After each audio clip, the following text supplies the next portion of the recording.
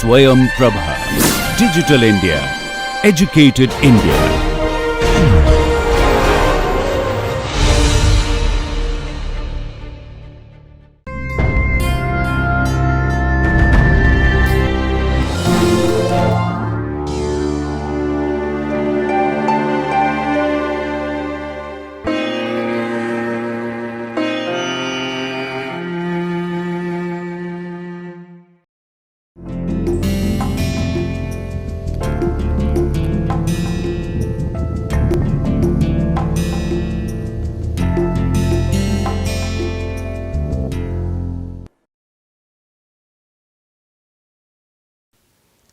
Welcome to the lecture number 15 of this course, Basics of Fluorescence Spectroscopy.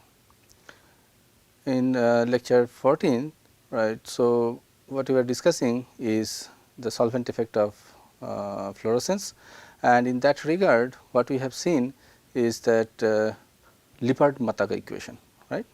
And in that Lippard-Matlack equation, what ultimately we have seen is that if we take the fluorescence spectra of your molecule, right, as a function of different solvent, and then function of different solvent is given by the two quantity is dielectric constant and the refractive index, where the orientational polarizability is expressed as epsilon minus 1 by twice epsilon plus 1 minus n square minus 1 by twice n square plus 1.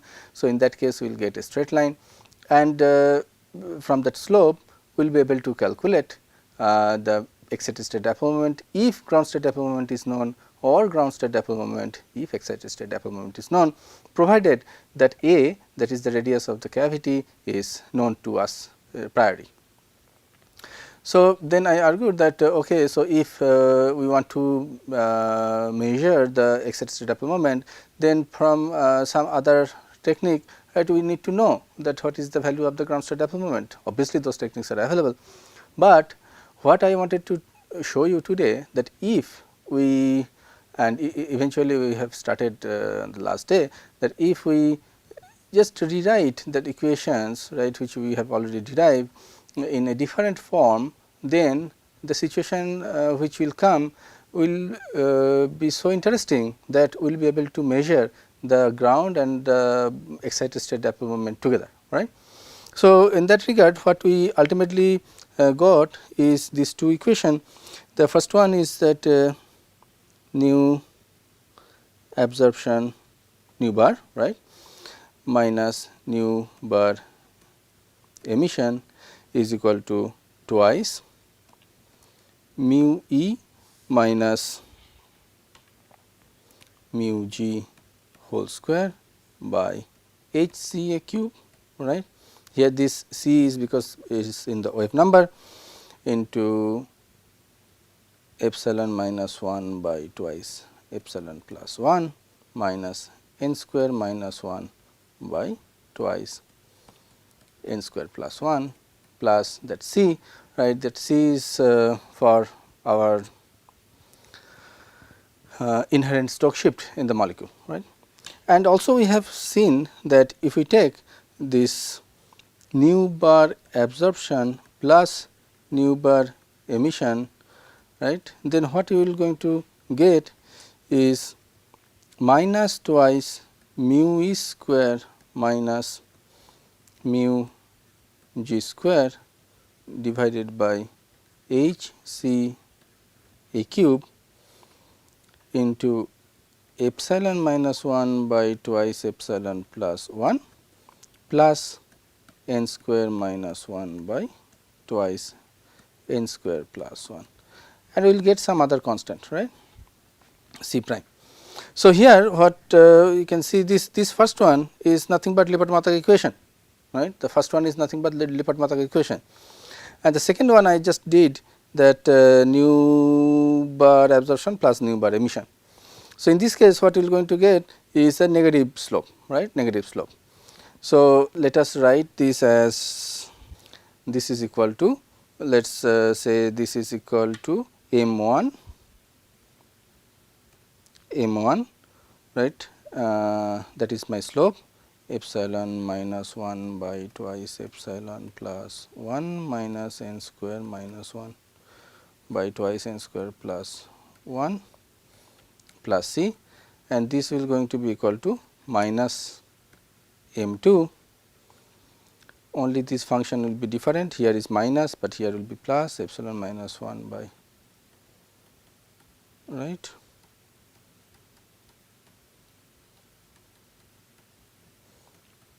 plus C prime. Right. So, now if I plot these two, the first one is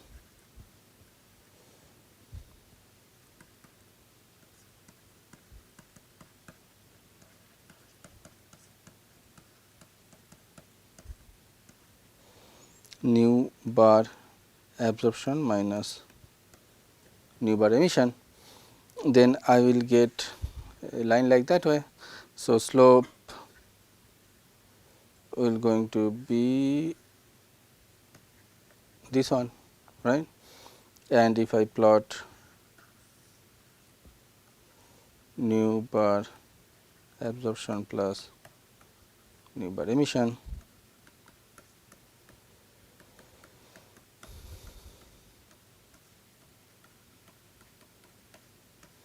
then you will get the line like this way, and here slope will be equal to m 2. Right. Now, I can tell you that one formula, right. Let me write one formula over here, and if I put this value and we will see what will come. Right. If I now calculate m 2 minus m 1 divided by 2 into h c a cube by twice m 1 to the power half. If I write that, then I know the value of m 2, the value of m 1. M 1 is twice mu e minus mu g whole square by h c a cube, like that, and m 2 is twice mu e square minus mu g square by h c a cube, like that. So, I can simply plug in all the value, all the expression of m 1 and m 2 in this equation and simplify it, right. So, that you can just write it over here. So, m 2 is twice mu e square minus mu g square by h c a cube minus m 1 is twice mu e minus mu g whole square by h c a cube. That whole thing is divided by, so this is, that whole thing is divided by 2, and then I have this quantity, right, h c a cube divided by twice m 1. No? So, then m 1 is twice mu e minus mu g square by h c a cube, right. I have this. If I simplify this, what you will going to see is this is nothing but mu g, that you can do it later. So, upon simplification of this expression, what you will get, this is equal to mu g. That means if I know these two slope, right, this slope, this m 1 and m 2 separately, right, then what I will going to get? I will get this mu g. Once mu g is known, right, mu e will be known automatically. So, there is no problem. So, we can measure the ground and excited dipole moment by using the solvent dependent change in the fluorescence spectra, right. Okay. So, as you can see that in this plot, right, in this plot, so here is my nu bar absorption minus nu bar emission versus that f var. Typically, we will write f var, and you know that this is a function of dielectric constant and refractive index, which is nothing but epsilon minus 1 by twice epsilon plus 1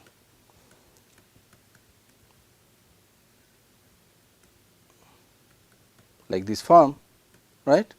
So, for different molecule, right, this feature will be different, right.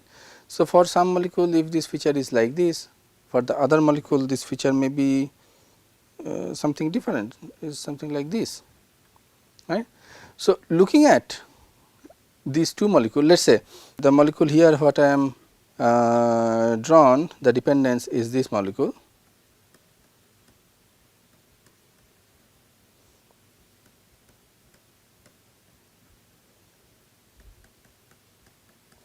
and this molecule is this one.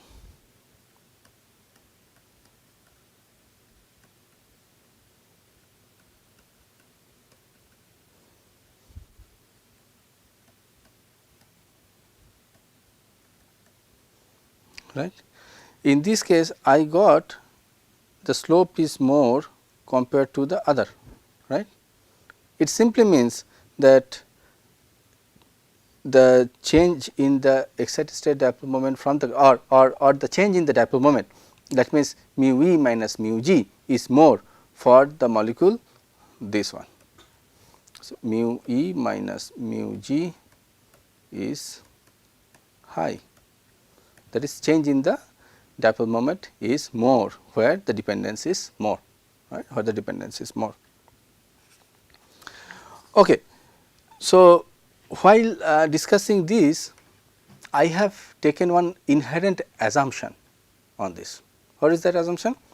The assumption is this solvent, right, will create a reaction field because of the induced dipole moment by the solute dipole, right. So, induced dipole by the solute dipole, it is the it will create a reaction field R, right, and then we use that R for the derivation of this Lippert-Matlack equation and the extension of the Lippert-Matlack equation. But we have not explicitly said, but it is true that we have not taken into account any specific solvent interaction.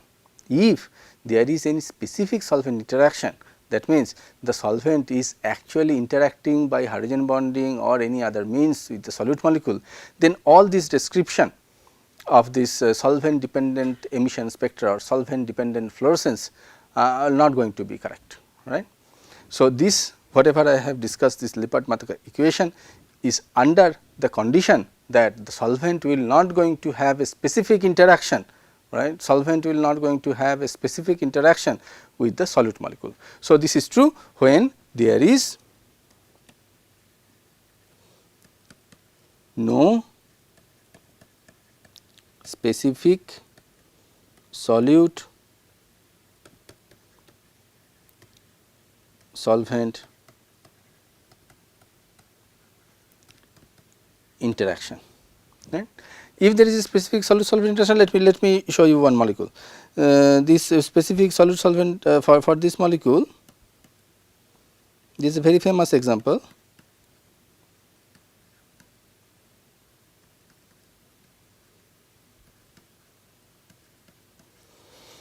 Right, this is for this molecule.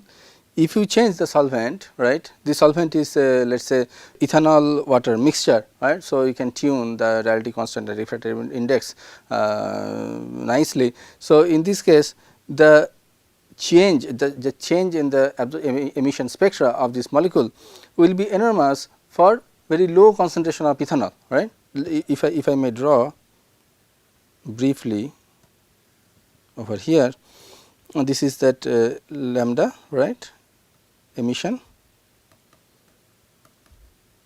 and this is my intensity of fluorescence, right. I can represent as I or F, whatever you want.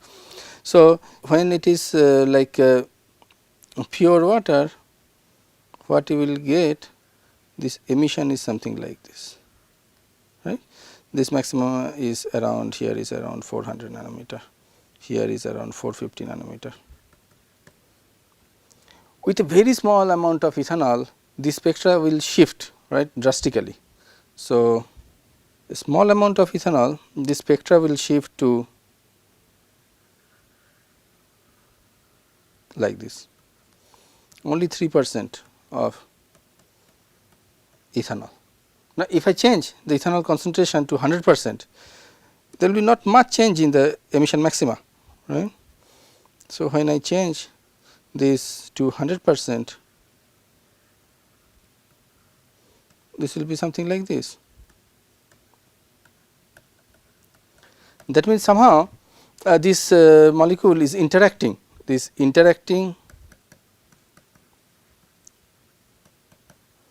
with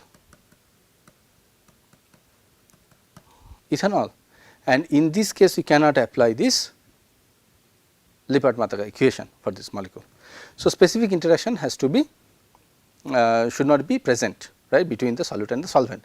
Then this Lippert-Matlack equation is valid, and we can easily measure the ground state dipole moment and the excited state dipole moment, right, using this solvent dependency of the emission or fluorescence spectra, right. There is another catch over here, another condition over here. That condition, let me write it or let me explain it using this diagram over here. So, this is my ground state of this molecule, right. Let me write it as S0, and I have excited this molecule H nu absorption, and I have created this excited state. This excited state, so here is my H nu absorption that we already have calculated over here. This excited state will stabilize because of the solvent reorientation, right, that we already have seen, and then that is why this F over is applicable, right, after when I am talking about this emission part. So, let us say this is my stabilization till here is my stabilization.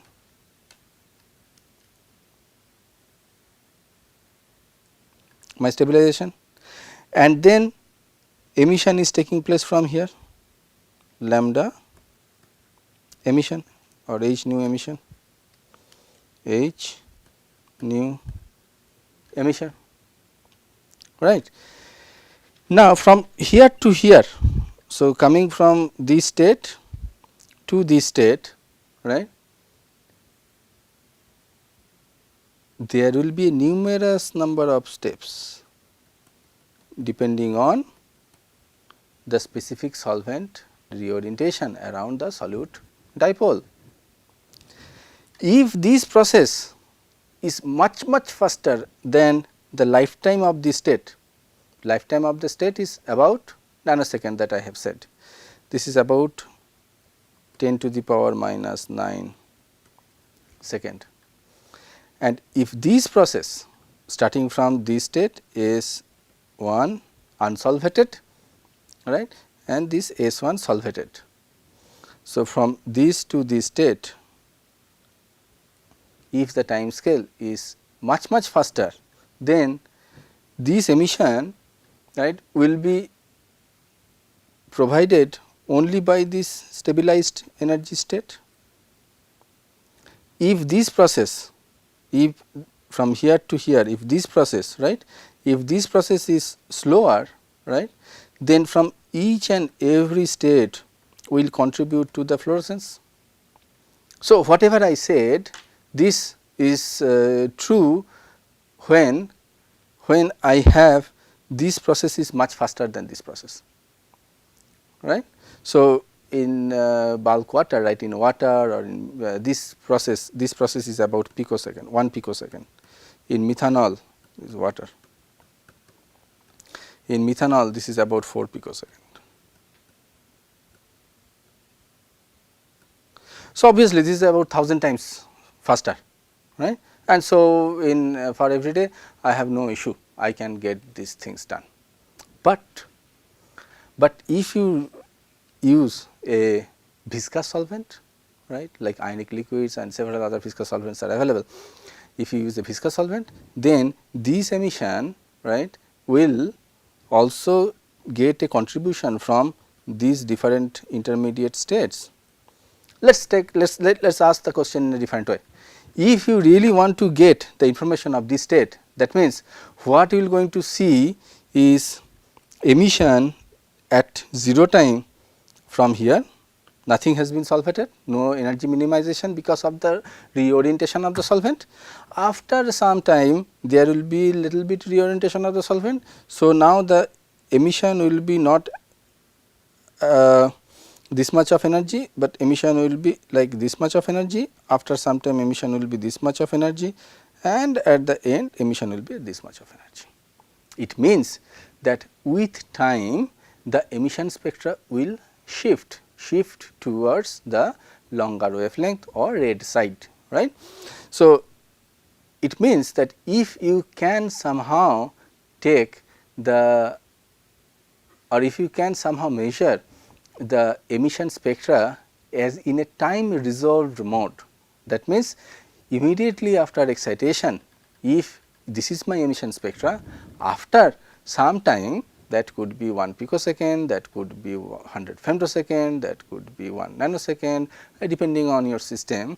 If you can measure, then what you are going to see is that the gradual shift in the emission spectra, right, gradual shift of the emission spectra as time goes. So, basically what you are going to see is the following: time resolved emission spectra, right. So, initially at early time your emission spectra is something like this. As time goes, emission spectra will shift to the longer wavelength. Here is my wavelength axis over here, and here is your intensity, right. As time goes, your emission spectra will shift, and when things are at this position, then there will be no longer shift. Then even you change the time, there will be no longer shift. That means what I said, this is T1, let us say, this is T2, let us say, this is T3, this is T4, this is T5. Here T5 is greater time than T4, greater than T3, T2, T1, right. Here these emission spectra are different, but for these two emission spectra are very same.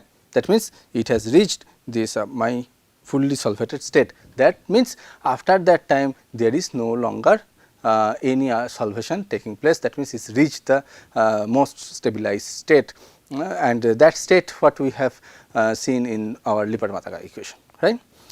So, now question is that if I want to get such kind of time resolved emission spectra, right, then that normal steady state emission spectra is not good enough, right, because that will going to give me the integrated value of all these emission spectra, right, that will going to give me the integrated value of all these emission spectra.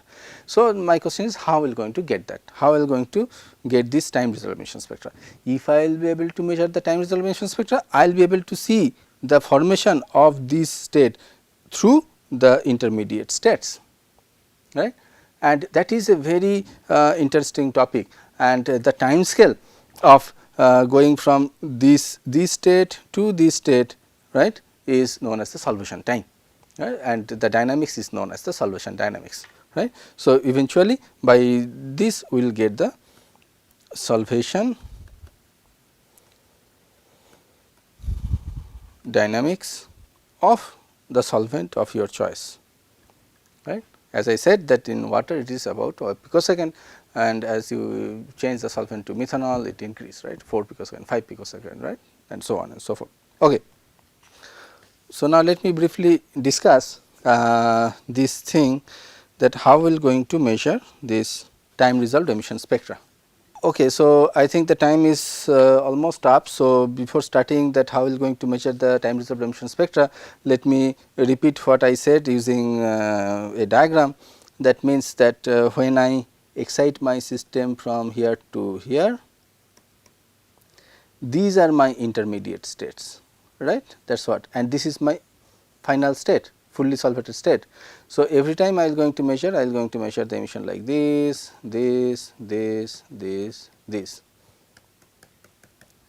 right. So, here I will get emission spectra like this way, and in this case this will be shifted to the red side, red side, red side, and after some time this will remain same. Okay, as time is up, so I will finish here, and in the next class what I will going to do is I will show you that how we will going to calculate this time resolved emission spectra from the measured emission intensity as well as the lifetime measurement. Earlier what I said you that the 4 different parameter of fluorescence, right. You remember I said that the intensity, I said the quantum yield,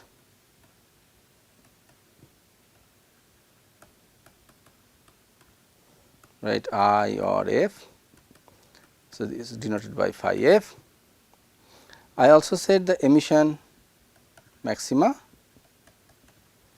generally denoted as lambda emission max, and I also said the lifetime, fluorescence lifetime, right, which is denoted by tau f. And I also showed you that this tau f is nothing but 1 over k r plus k n r, radiative and non-radiative process pathway. So, but I have not told you that how we are going to measure this lifetime, right, and this is important to get this time resolved emission spectra. So, we have to measure the lifetime, right. So, the measurement of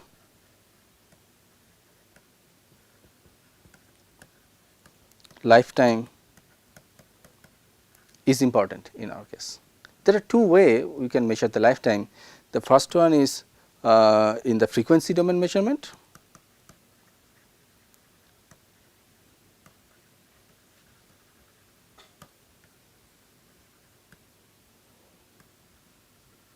and the second one is the time domain measurement.